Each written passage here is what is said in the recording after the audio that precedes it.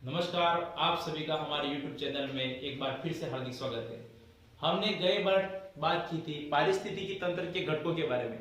पारिस्थितिकी तंत्र के घटकों की बात करें तो उसमें हमने दो घटक लिए थे, जैविक घटक और अजैविक घटक। उसके बाद में हमने चर्चा की थी कि पारिस्थितिकी तंत्र में ऊर्जा प्रवाह के बारे में। तो आज हम ऊर्जा प्रवाह के बारे में लेकर आए आपके सामने, ध्यान से सुनिएगा। सबसे पहले ऊर्जा प्रवाह की बात की जाए तो पारिस्थितिकी तंत्र में ऊर्जा का प्रवाह, उसका स्थानांतरण, उसका रूपांतरण और वितरण ऊष्मागतिकी के दो मूल नियमों के अंतर्गत होता है। ऊष्मागतिकी में दो मूल नियम हैं। पहला नियम यह कहता है कि ऊष्मा या ऊर्जा को हम न तो उत्पन्न कर सकते और न ही नष्ट कर सकते, अर्थात न तो नई ऊष्मा को बनाया जा सकता है, न ही ऊर्जा को बनाया जा सकता और न ही उसे नष्ट किया जा सकता। तो उसी नियम के अंतर्गत ऊर्जा का प्रवाह भी होगा। दूसरा नियम ये कहता है कि जब आप ऊष्मा या ऊर्जा को एक रूप से दूसरे रूप में बदलते हो, अर्थात हम कह सकते हैं कि पवन ऊर्जा को जब विद्युत ऊर्जा में बदले या विद्युत ऊर्जा से हम पवन ऊर्जा में बदले, हम कहें कि जिस प्रकार से लाइट आती है और उससे पंखा चले, अर्थात हमने क्या कर दिया, विद्युत ऊर्जा लिया, उसको यांत्रिक ऊर्जा में बदला या पवन ऊर्जा में बदला। तो उस रूपांतरण में कुछ हिस्सा जो होता है वो क्षति के रूप में बाहर निकल जाता है। इस तरह हम देख सकते हैं। अर्थात हमारे कहने का तात्पर्य है, दूसरे नियम के अंतर्गत जब ऊर्जा का एक रूप से दूसरे रूप में रूपांतरित होती है तो उसका एक बड़ा भाग जो होता है वह ऊष्मा के रूप में जो होता है वो व्यस्त हो जाता है, निकल जाता है, ये विचलित हो जाता है। हम जब भी बात करें प्रकृति के अंदर ऊर्जा प्रवाह की तो सबसे एक चीज इंपॉर्टेंट हमारे सामने आती है कि ऊर्जा का सबसे बड़ा स्रोत क्या है। आप सभी जानते हैं, जब भी हमने घटकों के बारे में चर्चा की थी तो जैविक घटक और अजैविक घटक। जैविक घटक के अंतर्गत हमने दो विभाजन और किए थे, उत्पादक और उपभोक्ता। उत्पादक का तात्पर्य था पेड़ पौधे जो प्रकाश संश्लेषण के द्वारा भोजन बनाते हैं, और उपभोक्ता का तात्पर्य था उपभोग करने वाला। अब यहाँ पर चर्चा का विषय यही है कि उपभोग करने वाला कहां से उपयोग करेगा। तो उपभोग करने वाला उपभोग तभी कर पाएगा जब उत्पादक पेड़ पौधे उस प्रकाश संश्लेषण की क्रिया के द्वारा भोजन का निर्माण करेंगे। अब यहाँ भोजन का निर्माण करने की चर्चा करें तो भोजन का निर्माण कैसे करेंगे, तो भोजन का निर्माण करने की प्रक्रिया अर्थात प्रकाश संश्लेषण की प्रक्रिया जो होती है वह कार्बन डाइऑक्साइड, जल, हरित लवक के द्वारा सूर्य के प्रकाश की उपस्थिति में होती है। अर्थात हम कह सकते हैं कि हमारी पृथ्वी पर ऊर्जा का सबसे बड़ा कोई स्रोत होता है तो मात्र और मात्र एक स्रोत है, वो है सूर्य। बिना सूर्य के प्रकाश संश्लेषण संभव नहीं है। सूर्य का प्रकाश हमारे लिए ऊर्जा का मुख्य स्रोत होता है, और वही ऊर्जा जो होती है पेड़ पौधे संरक्षित करते हैं। उन्होंने प्रकाश ऊर्जा को लिया और प्रकाश ऊर्जा को रासायनिक ऊर्जा में बदला या खाद्य ऊर्जा में जो परिवर्तन होता है, तो उस खाद्य ऊर्जा के अंदर परिवर्तन करने का श्रेय हमारे पेड़ पौधों को, हमारे उत्पादकों को जाता है। आइए हम चर्चा करें तो जैसे कि पारिस्थितिकी तंत्र में ऊर्जा का एकमात्र सबसे बड़ा स्रोत कोई होता है तो वह है सूर्य। ध्यान देना, ऊर्जा का सबसे बड़ा एक स्रोत होता है वो होता है सूर्य। और हम देखें तो पृथ्वी पर पहुंचने वाली कुल प्रकाश ऊर्जा का केवल 1% भाग ही जो होता है वह प्रकाश संश्लेषण द्वारा खाद्य या रासायनिक ऊर्जा में रूपांतरित होता है। इसको हम इस प्रकार से समझे, उदाहरण के लिए देखें, मान लीजिए हमारे पास में सूर्य का प्रकाश आ रहा है 100%, परंतु वह पेड़ पौधे उस 100% का उपभोग नहीं कर पाते। हम कहें कि 100% एनर्जी उन्होंने प्राप्त की, उससे जो खाद्य पदार्थ बनाते हैं, रासायनिक पदार्थ जो बनाते हैं, उसको बनाने के लिए उनके पास में सिर्फ 1% जो होता है पार्ट ही रूपांतरित होता है।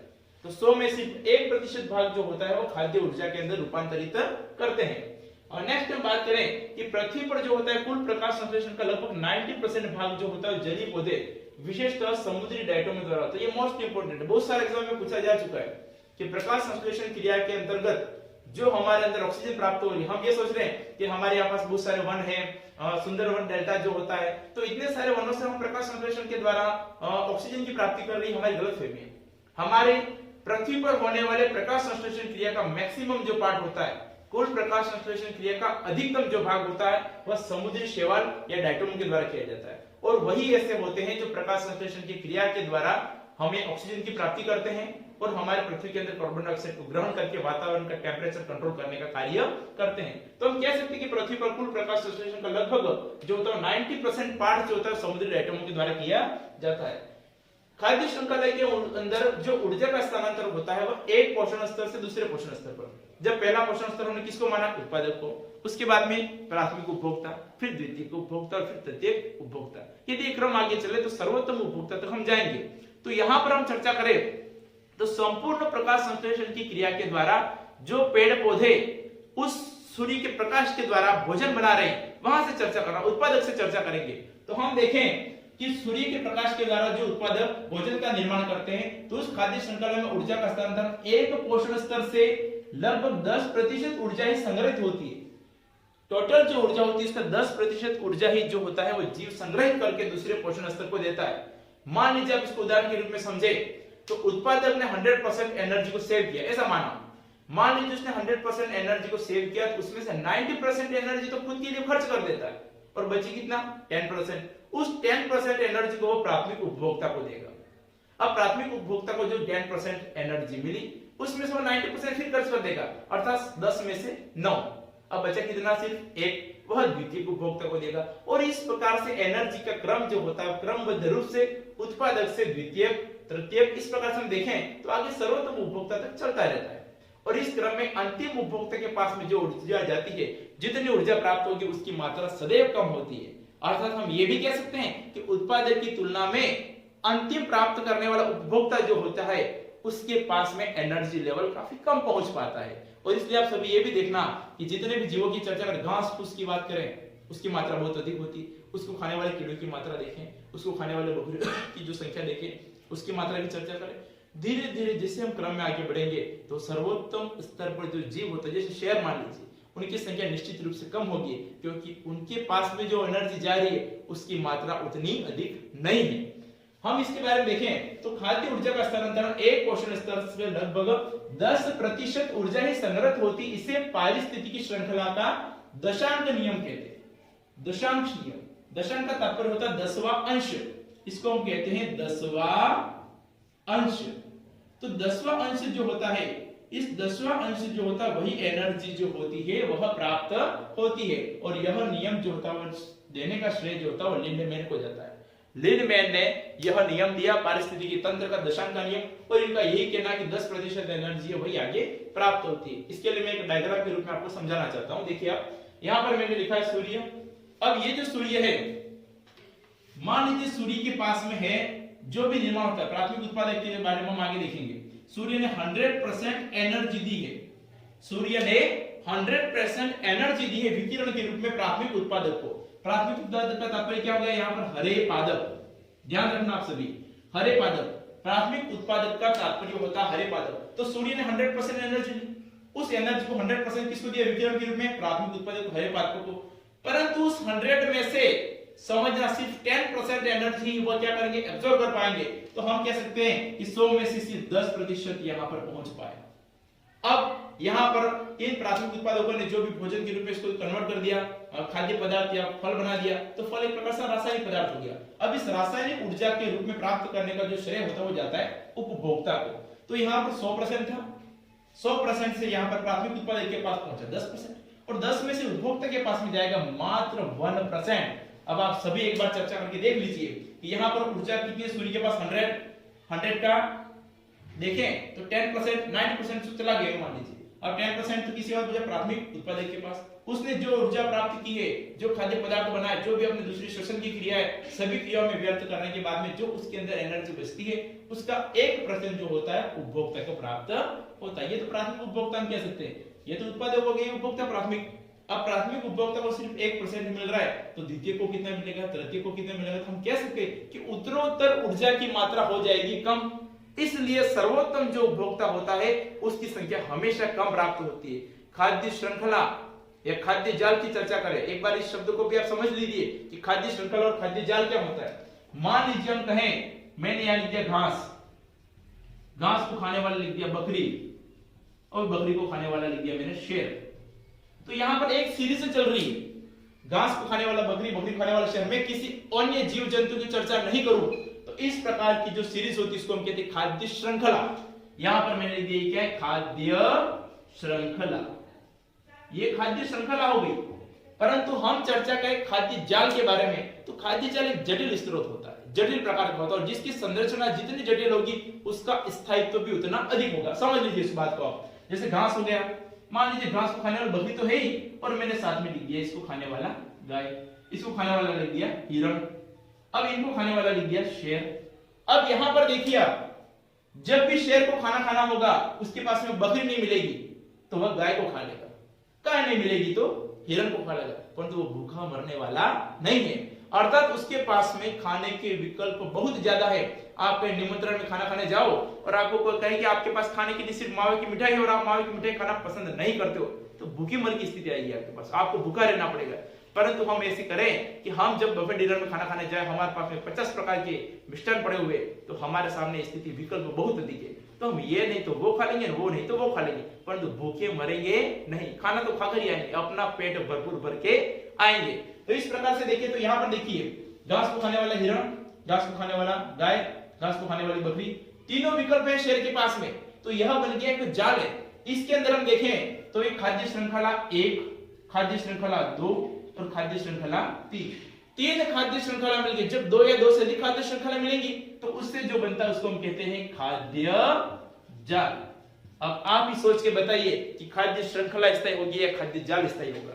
खाद्य श्रृंखला में विकल्प सिर्फ एक है और खाद्य जाल में विकल्प अनेक है, और जब विकल्प अधिक होंगे तो स्थायी तो भी अधिक होगा। खाद्य जाल जितना स्थायी होगा, खाद्य जाल जितना लंबा होगा, जितना विस्तृत होगा, उसके अंदर स्थायित्व की मात्रा उतनी ही अधिक होगी। और आप सभी जानते हैं कि पेड़ पौधों को खाने वाले या हम कहें कि उत्पादों को खाने वाले जो प्राथमिक उपभोक्ता होते हैं, उनकी संख्या में जितनी भिन्नता होगी, उनको खाने वाले प्राथमिक उपभोक्ता की संख्या में जितनी भिन्नता होगी, उतना ही ज्यादा द्वितीयक उपभोक्ता के पास में विकल्प होगा। शाकाहारी जीवों की संख्या अधिक है तो मांसाहारी खाने वाले जो जीव होते हैं उनके पास में विकल्प बढ़ेंगे। जब मांसाहारी के विकल्प और बढ़ेंगे तो निश्चित रूप से स्थायित्व भी बढ़ेगा। आगे हम चर्चा करें, इसमें साइड में एक और चीज दे रखी, अपघटन। जब हमने नेक्स्ट वीडियो में टॉपिक पढ़ा था, हमने गए वीडियो में, कि जो भी उपभोक्ता होता है उसके अंदर 2 प्रकार के उपभोक्ता बताते हैं, वृहद उपभोक्ता, सूक्ष्म उपभोक्ता। ऐसे उपभोक्ता जो हम खुली आंखों से देख सकते हैं, जिनका आकार विस्तृत होता है, बड़ा होता है, मनुष्य को देख लीजिए, गाय को देख लीजिए, कीड़े मकोड़ों को देख लीजिए। ऐसे जीव जिनका आकार विस्तृत होता है उसको हमने कहा था गुरु उपभोक्ता या बृहद उपभोक्ता। और ऐसे जीव जिनका आकार छोटा होता है, जिनको देखने के लिए हमें माइक्रोस्कोप सूक्ष्मदर्शी की आवश्यकता होती है, उसको हमने कहा था लघु उपभोक्ता। अब ये सूक्ष्म उपभोक्ता या लघु उपभोक्ता जो होते हैं उन्हीं को अपघटन भी कहते हैं। अपघटन करने वाले, आपने किसी भी केले के छिलकों को खा करके फेंक दिया, अब वह केले का छिलका जो पड़ा हुआ है 2-3 दिन बाद आप देखोगे तो वह सड़ जाएगा, और 5-10 दिन बाद देखोगे तो आपको मिलेगा भी नहीं। अब कहाँ गया? तो हमारे ये जो अपघटक जीव होते हैं वह भू रासायनिक चक्र, एक चीज से दूसरी जगह पर, दूसरे से तीसरे, जो स्तर चलता है, उस भू रासायनिक चक्र को चलाने के लिए हमारे अपघटक हमारे लिए बहुत सहायता प्रदान करते हैं। तो हम ये भी कह सकते हैं कि जैव रासायनिक या जैव भू रासायनिक चक्र को चलाने में संपूर्ण रूप से सहयोग इन अपघटकों का ही होता है। और अपघटक भी जो होते हैं वो ऊर्जा के रूप में स्थानांतरण में हमारी सहायता प्रदान करते हैं। तो हम देखें तो इस प्रकार से सूर्य के पास में 100% एनर्जी है, प्राथमिक उत्पादक के पास में 10% है, रासायनिक के जो ऊर्जा के रूप में कन्वर्ट करके उपभोक्ता के पास में सिर्फ 1% है। इसको हम एक और डायग्राम से समझ सकते हैं। आप ऊर्जा की पिरामिड के लिए चर्चा करें। ऊर्जा का पिरामिड सदैव जो होता है ना, हमेशा सीधा ही खड़ा रहेगा। ये बात ध्यान रखना कि ऊर्जा का पिरामिड सदैव खड़ी अवस्था में होगा। ऊर्जा का पिरामिड सदैव खड़ी अवस्था में होगा। ऐसा क्यों है? अब अवस्था समझना बात को।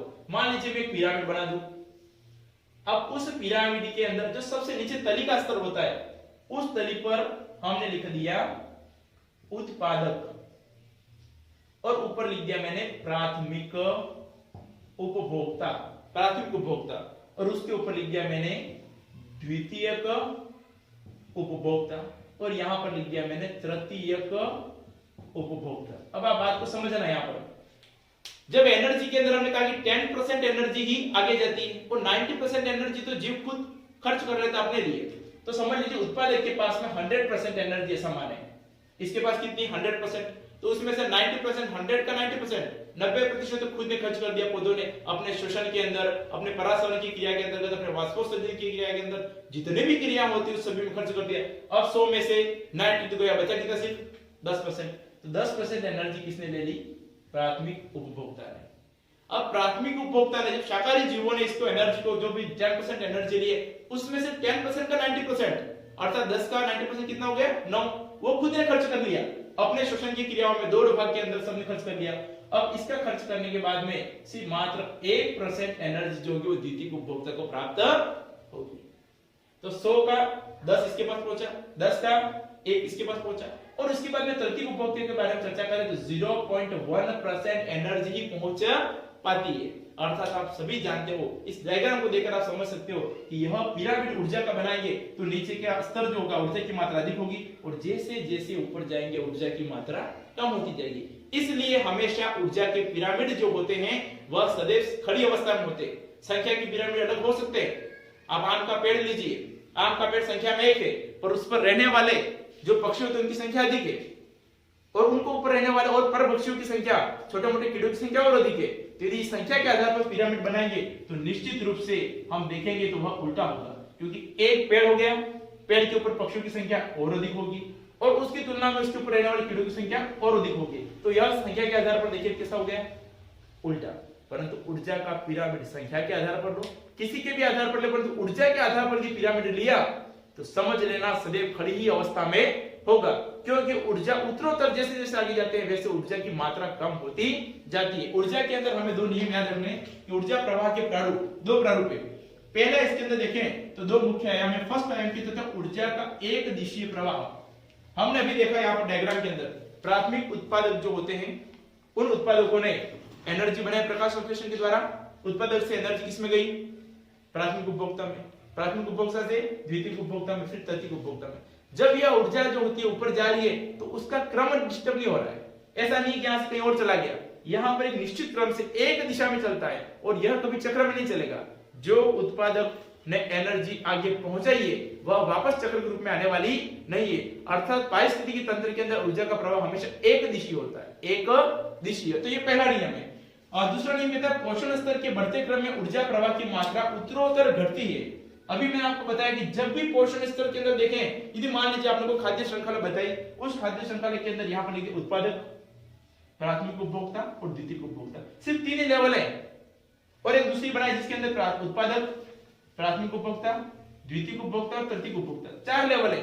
तो जितने ज्यादा लेवल होंगे वहां शीर्ष वाले के पास में उतनी ऊर्जा कम जाएगी, क्योंकि ऊर्जा हमेशा घटती है। 10% एनर्जी आगे पहुंच पाती है, बाकी तो पहुंचती नहीं है। एक बात है ये भी ध्यान रखना, जो मांसाहारी जीव होते हैं वह अपनी टोटल एनर्जी का 60% एनर्जी तो सिर्फ श्वसन में खर्च कर देते हैं। मान लीजिए उनको 100 मिले तो 100 में से 90% तो यूज करेंगे, वो तो फाइनल है। सिर्फ 10% एनर्जी आगे बच जाएगी, परंतु उस 90% जो खर्च कर दी उसमें भी 60% उनकी श्वसन में चली जाती है, क्योंकि वह जिन भोजन के रूप में जिस शाकाहारी जीवों का उपयोग करते हैं उसको पचाने में उनको अंदर ज्यादा ऑक्सीजन की आवश्यकता होती है और श्वसन की क्रिया ज्यादा होती है। तो आगे देखिए आप सभी कि पोषण स्तर के बढ़ते क्रम में ऊर्जा की मात्रा, प्रवाह की मात्रा होती है वो हमेशा घटती जाती है। नेक्स्ट देखें तो इसमें उत्पादक कोश स्तर पर उपलब्ध कुल ऊर्जा का केवल 0.001% भाग, 0.001% भाग ही चरम कोश स्तर पर जो होता है वह उपयोग होता है, और इसे हम कहते हैं ग्रेजिंग चैनल या चारण नलिका कहते हैं। चारण नलिका का तात्पर्य होगा कि जो कुल ऊर्जा जो उत्पादक के पास में है उसका चरम स्तर पर यदि पहुंचाना है तो 0.001% एनर्जी प्राप्त हो सकती है। तो आप इसको आसानी से समझते हैं। ऊर्जा प्रवाह से हमेशा 1 या 2 क्वेश्चन बनते हैं। याद रखने का सिर्फ इतना है कि ऊर्जा का प्रवाह जो होता है हमेशा 10% नियम, जिसको दशांश नियम या लीडमैन का नियम कहते हैं, और इसी के आधार पर आपके सामने ये जो भी हम जानकारी दे रहे हैं YouTube पे, यदि आप इसके नोट्स प्राप्त करना चाहते हो तो हमारे टेलीग्राम की लिंक जो होगी वो आपको डिस्क्रिप्शन के अंदर जो होती है वो शेयर कर दी जाएगी। आप उससे चाहो तो नोट्स भी प्राप्त कर सकते हो, और इस वीडियो के अंदर लाइक और शेयर जरूर करें ताकि आपको नेक्स्ट जो वीडियो तो आसानी से प्राप्त हो जाए और आपकी उपलब्धि जो होती है, सफलता जो है वो 100% की ओर बढ़ जाए। धन्यवाद।